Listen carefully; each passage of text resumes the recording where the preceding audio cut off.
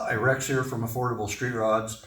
Moose and I are in the shop today. We have a new project we want to introduce to you today. This is the ASRNova, 1972 Nova, good original survivor car. When the car came to us, it had a big block. Big block is a little tired, so we've got a new big block that we're going to be installing. Along with that, our goal is to make the car more drivable and enjoyable and reliable. As you can see, if you look through the wheel, we've already installed some Wilwood brakes. Our plan is to, in addition to the new big block, we'll install some vintage air conditioning with a vintage air front runner for the big block, Fitech fuel injection. We're feeding that from a Tanks Incorporated tank with a Tanks Incorporated fuel pump, new sending unit. We'll also be rewiring the car using the American Autowire Classic Upgrade kit.